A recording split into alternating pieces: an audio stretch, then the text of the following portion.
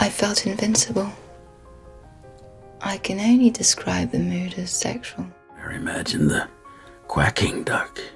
The movie begins with Jo telling her story to a man named Seligman. She continues telling her story, starting from where she believed her struggle with nymphomania started. However, as her story goes on, more complex and sinister details about her life come to light. She tells Seligman that he will never be able to relate to her because he has never experienced such physical intimacy. However, he convinced her that he is a good fit to be her listener because of his inexperience, which makes him neutral. From the time she was 12 years old until her addiction peaked and cost her both her husband and her son, Jo then starts to outline the phases of her addiction to Seligman. Jo tells Seligman that when she was 12 years old, she had a field trip in the mountains, and in a flashback she finds her younger self lying on the mountains and suddenly has this vision of two women in front of her as she floats up and has her first climax. She is convinced that the two women she has seen are variations of the Virgin Mary. But Seligman then tells her that it's blasphemous, although the women she has seen might have been an escort woman from Babylon, riding a Nimrod in the form of a bull, and Valeria Messalina, a wife of Roman Emperor Claudius, who is also known as the most notorious nymphomaniac in history. She then recalls the time with her husband, Jerome, back when he was her boyfriend, claiming that they used to have fun together. Her husband tried to support her, but his attempts were never successful, and her actions ultimately drove him away. Her husband, Jerome, was always aware of Jo's appetite for physical intimacy.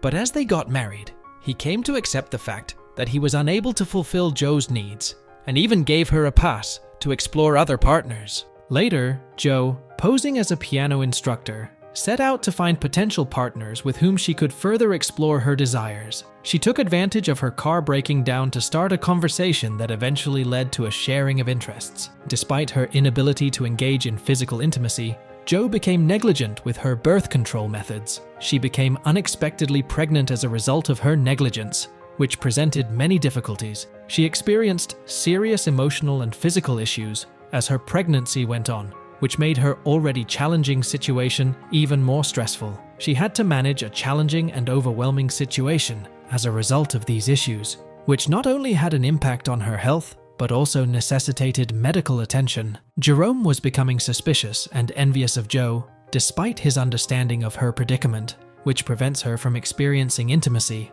unless there is some kind of intense encounter and pain involved. That, however, didn't stop Jo from going on a quest to find something more intimate. She eventually found someone named Kay through her search, who works in the field of various erotic practices or role-playing involving dominance, discipline, and other things. After multiple rounds of testing, Jo finally succeeded in passing Kay's rigorous evaluations, proving herself worthy of being one of Kay's subjects. Kay proceeded to get ready for the procedure with a sense of resolve, and even gave her instructions. She made sure she had all the tools she would need for the procedure by carefully gathering them all. She carefully followed each instruction to the letter, paying attention to even the smallest details to guarantee the procedure would be carried out flawlessly. Her dedication to the task reflected her commitment to the project, and she was fully ready to proceed with the next phase. As the sessions progressed, Kay's punishments grew progressively harsher, pushing Jo to the brink of her endurance. Kay's tactics grew more brutal each time,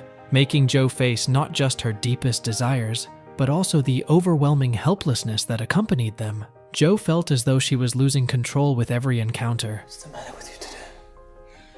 Caught in a vicious cycle where Kay's influence seemed to weaken her own will. Despite the emotional and physical strain, she found herself drawn to Kay's sophisticated approach, admiring the calculated precision with which Kay handled every situation. Kay's demeanor, a perfect blend of authority and refinement, added an alluring complexity to the dynamic, leaving Jo both captivated and unsettled by the depth of Kay's control. Things began to take a strange and unsettling turn when Jo, still grappling with her internal conflict, started leaving her home to attend meetings with Kay, leaving her son alone. At first, she did so hesitantly, her mind filled with doubts, but over time, the pattern became more familiar, and she started repeating it without thinking twice. One day, while she was out attending one of her meetings, her son woke up and, still groggy, wandered to the open balcony. The snowstorm outside muffled everything except the loud hum of an ice-removing truck. He was mesmerized by the sound, but it also put him in a dangerous position,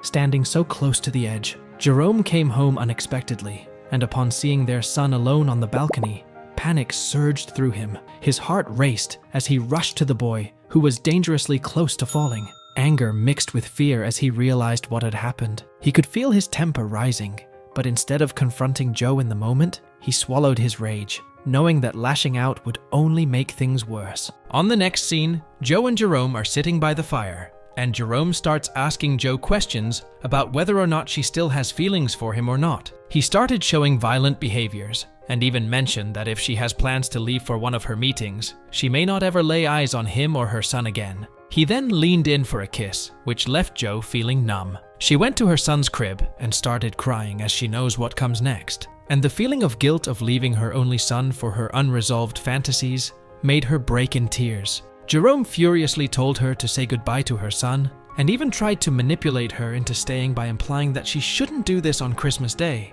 But Joe already made up her mind, so she picked up her coat and left. After the unsettling incident, Joe, still shaken but determined, presented herself to Kay. However, as she stood before him, it was clear that something was off. Kay, usually perceptive and composed, couldn't help but notice the strange behavior she was exhibiting. There was an uncomfortable tension in place of her usual poise, and her words lacked the conviction they usually had. He offered to give her a gift after refusing her kiss. The gift was full of excruciating pain, but also for the first time since she was a little girl of 12 years old, where she initially lost her sense of intimacy. She finally felt that sense of pleasure that emerged from intimacy. But for her, it was the brutal punishment that caused her this pleasure. Joe reveals to Seligman that after that she has lost all contacts to her son, and that Jerome has out him in a foster home, which she anonymously sends money to. After that, they have an in-depth discussion about her encounters with Kay and the different ways he presented punishment. Seligman gave his opinion about the technicalities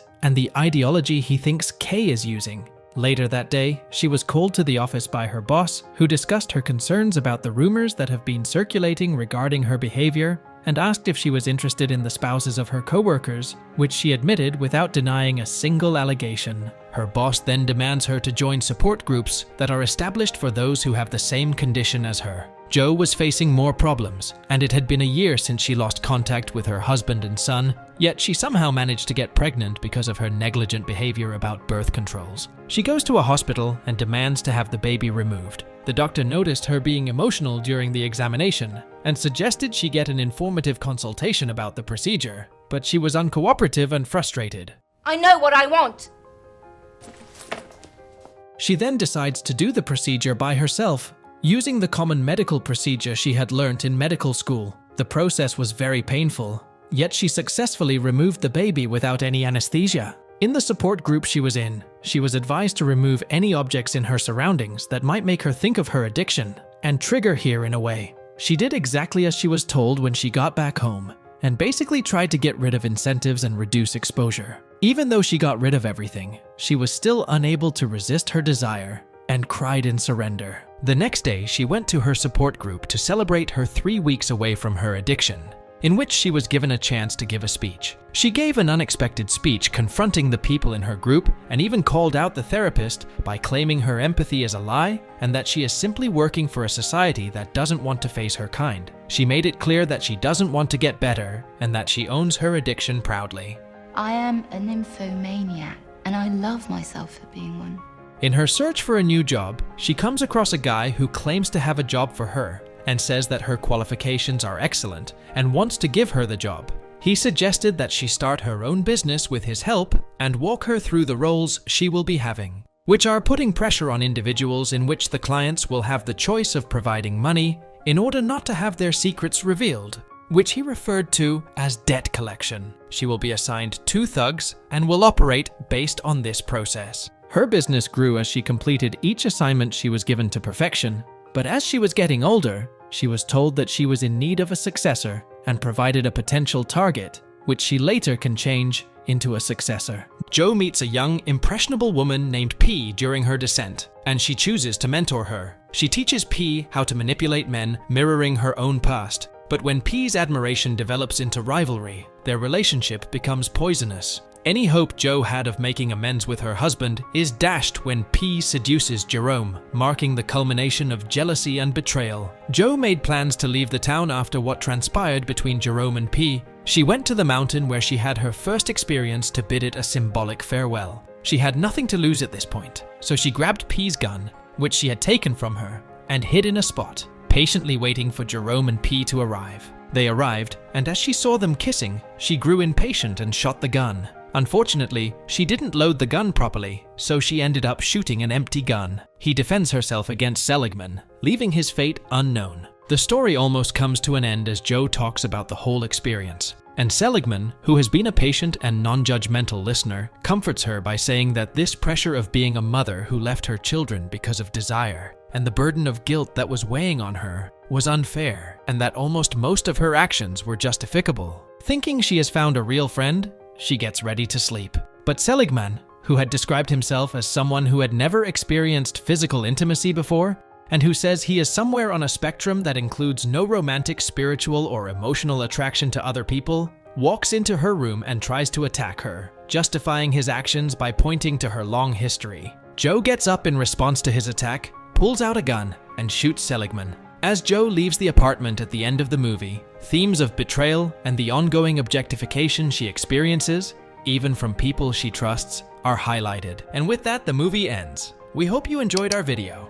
Watch the next recaps on the screen, and don't forget to subscribe for more amazing recaps. See you in the next one.